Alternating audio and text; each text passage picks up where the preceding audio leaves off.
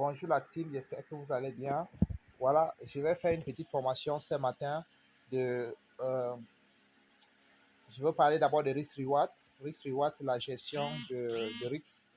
Et après la gestion de risques, je vais vous montrer quelques stratégies qui vous permettent de pouvoir prendre un trade en achat comme en vente. Et également aussi, vous montrer également sur quel montant investi ou bien quel montant risqué selon votre capital. Allons sur Macal ou bien allons dans Baby Pips. D'accord? Voilà. L'une des choses qu'il faut savoir en trading également, c'est que si vous avez plus que la moyenne en trading, ou bien même si vous êtes au niveau de 40% en trading, et que si vous risquez bien, vous serez positif. Nous allons faire un petit calcul. D'accord? Allons sur la base de 10 trades. D'accord? Si vous êtes un trader, sur la base de 10 trades, vous perdez 6, moins 6. Ça veut dire qu'il reste 4, n'est-ce pas? Maintenant, prenons sur la base que si vous risquez $100 par trade, d'accord? Ça veut tout simplement dire que si vous risquez $100 fois 6, puisque vous avez perdu 6 trades, ça fait combien? Nous sommes à $600, d'accord?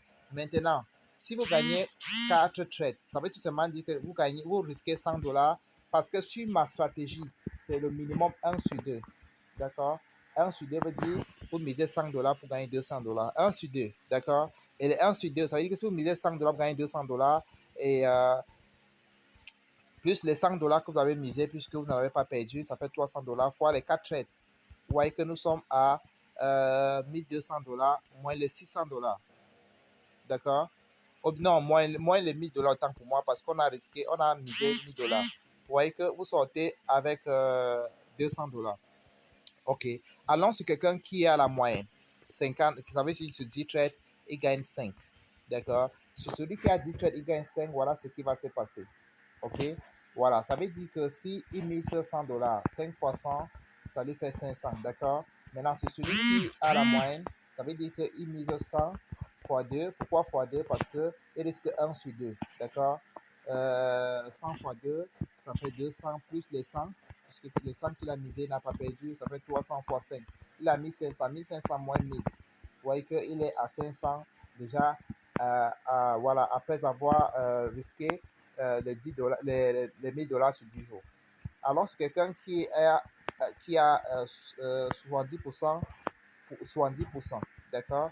C'est pour ça que si vous êtes un trader et que vous savez gérer votre argent, vous allez sortir en termes de marché financier. Alors, sur 70%. 70% veut tout simplement dire, sur 10 trades, la personne perd 3, moins 3. OK? Voilà. Ou bien moins 30. D'accord? Et ça veut dire qu'il gagne 7. Ça veut tout simplement dire que s'il mise $100 fois 3, ça fait $300. D'accord? Maintenant, s'il mise les mêmes $100 fois 2, parce qu'il trade 1 sur 2, il y a des trades qui vont donner 1 sur 3, hein, mais on s'arrête sur 1 sur 2. D'accord? Plus de $100. On est à 300 fois 7. Vous voyez qu'il a 2100. Maintenant, s'il enlève les $1000, vous voyez qu'il finit avec $1100. Arrêtons même à ce niveau. Maintenant, comment calculer ces trades? Parce que pour prendre position, il faut savoir calculer. Vous partez dans Google. Et dès que vous êtes dans Google, vous cliquez ce qu'on appelle Baby Pips. Vous cliquez Baby. Vous écrivez Baby comme en anglais, Baby Pips. Parce que Baby en anglais, ce n'est pas B-E-B-E, c'est B-A-B-Y. Voilà, Baby Pips. Calculator. Dès que vous commencez, voici ça qui est sorti. Dès que vous cliquez sur ça, il y a la fenêtre qui doit s'ouvrir. Voici ça ici, vous choisissez. OK. Et dès que vous êtes dans Baby Pips, voilà, c'est un très très bon outil pour calculer vos trades. Comment est-ce que prendre position. D'accord? Et viens ici, première des choses, je mets en dollars parce que c'est bien de prendre la devise dollar. Et si, prenons l'exemple, je mets par exemple, prenons même comme la majorité des débutants commencent avec $100. Arrêtons sur $100. Vous avez $100 comme balance. Et si vous risquez 5%. D'accord? Et voilà. Et ça va dépendre. Et comme mon marché phare que je traite, c'est le livre sterling contre dollar, je mets le livre sterling contre dollar. Voilà. Et maintenant, à ce niveau-ci, ça va dépendre de vos pip stop loss. Je prends l'exemple, si vous tombez sur un trade où c'est 30 pip stop loss, d'accord? Vous cliquez là, vous mettez 30 et vous appuyez sur calculer. Rapidement, on vous donne le lot size, le niveau de lot que vous allez entrer. Ça veut dire que vous allez entrer avec 0,016, d'accord? Ça veut dire qu'au maximum, si vous prenez position, c'est 0,02. OK? Voilà. Maintenant, et là, vous risquez les 5 dollars. Ça veut dire que quand vous risquez, ça veut dire que quand vous prenez 30 pips stop loss, ça veut dire que vous visez combien? 60. Parce que c'est 1 sur 2. Maintenant, imaginez donc que vous tombez sur une position que vous avez plutôt 25 plus stop loss. Voilà. Vous voyez que ça va, les données vont changer. Sur 25 plus stop loss, vous allez risquer 0,02. Et généralement, ça veut dire que si vous avez 25 plus stop loss, c'est pour votre objectif, c'est de gagner 50 plus pips stop loss. Allons dans la base de 20 pips stop loss, 20 pips, d'accord, calculé. Vous voyez que sur 20 pips stop loss, vous pouvez prendre position avec 0,025. Vous voyez que ça dépend de vos stop loss qui va définir le montant que vous allez utiliser pour prendre un trade. Bon, allons sur 15 plus pips stop loss, 15 plus pips stop loss. Vous voyez, on clique sur calculer et vous perdez le même, vous risquez le même montant, mais sauf que ça change en fonction de votre stop loss. Vous voyez qu'en 15 pips stop loss, vous allez risquer 0,033. Allons sur 10. Sur 10 pips stop loss, vous voyez que sur 10 pips stop loss, vous risquez toujours, vous devez risquer jusqu'à 0,05, d'accord, qui représente 0,5 cents. Voilà. Et allons sur 5 pips. 5. Sur 5 pips stop loss, vous voyez que sur 5 pips stop loss, vous pouvez risquer jusqu'à 0,1 qui représente un loss side qui est 1 dollar.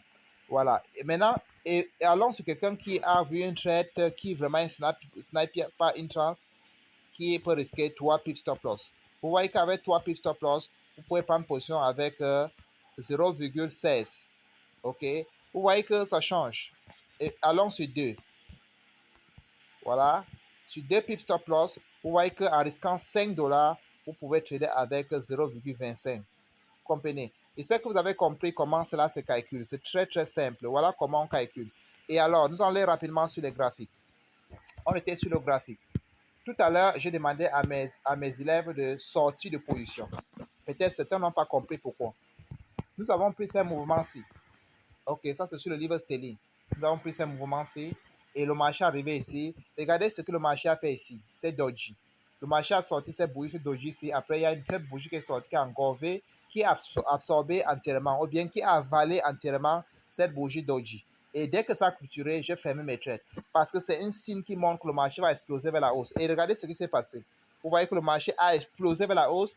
Et si je ne fermais pas mes positions, ça veut dire que tout ce que je gagnais dans le marché, je devais encore tout perdre. Le marché est encore revenu dans ma zone. Le marché est revenu dans ma zone de départ.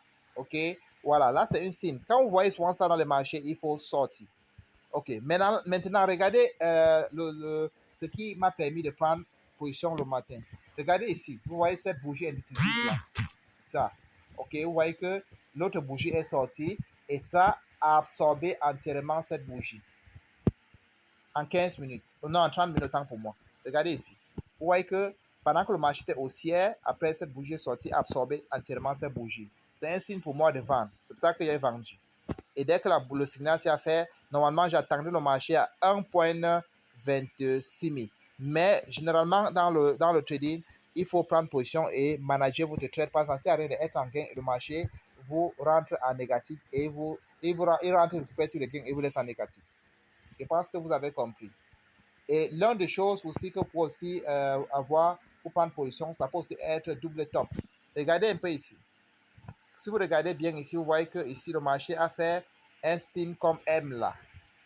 Et c'est aussi un signe d'achat. En bas, c'est W. D'accord? Pour que la vidéo ne soit pas très longue, nous allons arrêter à ce niveau. Je ferai encore d'autres vidéos plus tard sur d'autres signaux qui nous permettent de prendre position à l'achat comme en vente. À tout à l'heure.